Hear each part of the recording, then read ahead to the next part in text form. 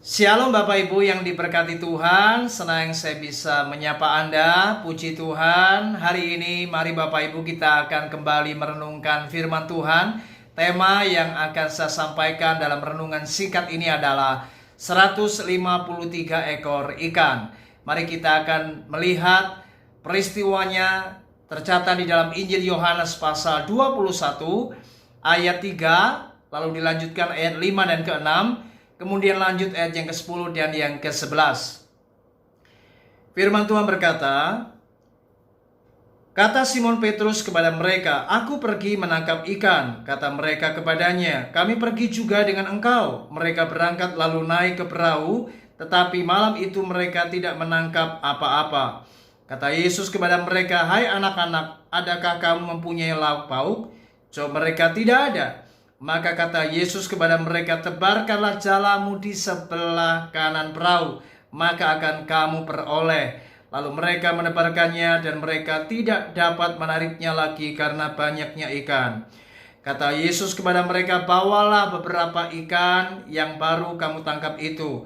Simon Petrus naik ke perahu lalu menghela jala itu ke darat, penuh ikan-ikan besar, 153 ekor banyaknya, dan sungguh pun sebanyak itu jala itu tidak koyak. Saudara, sungguh luar biasa. Peristiwa ini terjadi bagaimana pada waktu itu murid-murid benar-benar mengalami keputusasaan. Di tengah apa yang mereka hadapi, mereka mencoba kembali kepada pekerjaan mereka yang dahulu, di mana Petrus dan para murid lainnya mereka kembali berlayar, kembali menjadi seorang nelayan. Dan rupanya di malam hari itu di pantai Danau Tiberias, semalam-malaman mereka menebarkan jala, mereka tidak mendapatkan apa-apa. Rupanya mereka menemui kegagalan, Bapak Ibu. Dan tiba-tiba Yesus datang menampakkan diri di tengah kegagalan mereka. Dan kemudian Yesus berkata, "Tebarkanlah jalamu di sebelah kanan perahu." Dan ketika mereka mentaati apa yang Yesus katakan, maka terjadilah keajaiban.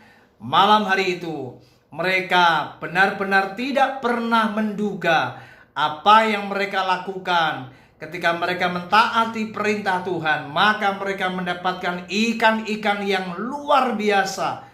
Sebanyak 153 ekor, dan ikan-ikan itu sangat besar. Saudara, dari peristiwa ini saya ingin menyampaikan dua hal.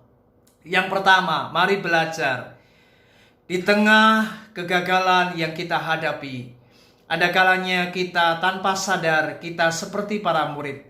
Kita menggunakan kekuatan kita menggunakan kepandaian kita menggunakan strategi yang kita pikir ini mampu menyelesaikan, mampu menjawab segala apa yang kita hadapi. Ternyata ketika kita mengandalkan kekuatan kita sendiri, maka kita justru menemui kegagalan. Ingat Bapak Ibu, orang-orang yang mengandalkan kekuatannya sendiri, mereka pasti akan gagal. Itu sebabnya ketika mereka belajar mentaati Tuhan, ada kalanya kita terlalu sibuk, kita mungkin tidak lagi belajar meminta akan hikmat dan petunjuk Tuhan. Mari belajar ketika engkau sedang mengalami kegagalan, mengalami persoalan. Belajarlah hampiri Tuhan, dan belajarlah untuk kita mendengarkan suaranya. Saya percaya Tuhan itu selalu hadir di tengah apa yang kita hadapi. Dan ketika kita meminta hikmatnya, maka saya yakin Tuhan akan menunjukkan jalan. Karena Tuhan itu sang penuntun hidup kita. Ketika Anda meminta pertolongannya, Anda meminta petunjuknya, maka Tuhan pasti akan berbicara di tengah kesulitan yang kita hadapi. Dan ternyata puji Tuhan, ketika para murid ini mentaati apa yang menjadi arahan, bimbingan, petunjuk Tuhan Yesus, maka terjadilah keajaiban, terjadilah mujizat.